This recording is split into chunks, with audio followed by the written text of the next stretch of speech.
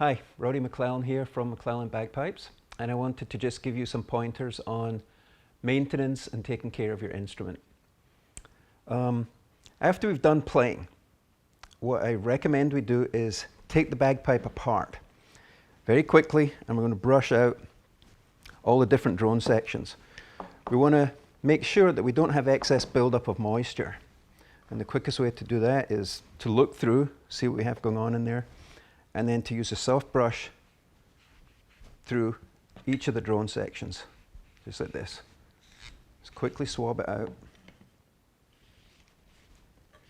and make sure there's no moisture buildup left in the bagpipe.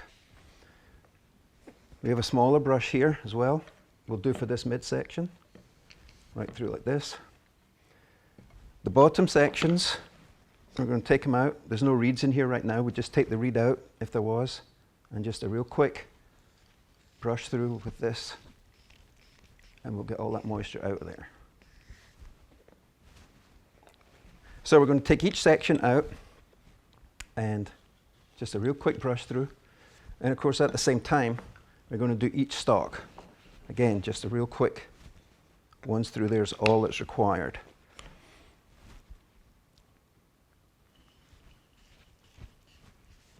Like this, do the stalks.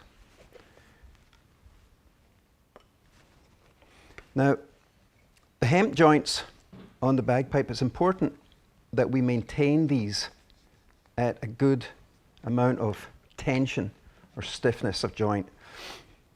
As the seasons change, the wood is going to expand and or contract depending on where you live. So these joints right now, I like to see them like this, where we can turn the top with 2 fingers. When you're tuning the bagpipe, you want to be able to move this with 2 fingers. It doesn't need to be any tighter than that. It's going to stay where we set it. It's not going to move, but we're not having to grip it like this and really turn it. It's too tight if that's the case. Same with the bottom joints. They need to be tight enough to fit in, be snug. There should be, you have 1 inch of hemp here, and you want to have contact from here all the way up. So as soon as it goes in, you should feel it's actually touching the wood and it's making contact. That way, it doesn't have to be really tight, but it still is tight enough to give us a good seal and support it without being too tight where it's going to crack the wood. You'll also notice at the end here, there's a space, almost 1/8 of an inch. So if you're re-hemping the bagpipe at any point, you want to get your hemp nice and smooth and even so we have contact the whole way along, but you leave this last 1/8 of an inch, and that takes the tension, stress of the very top of the stalk where we may get a crack starting if there's a build-up of hemp if you wind it too tight and it starts to move up there. So you want to maintain some space here.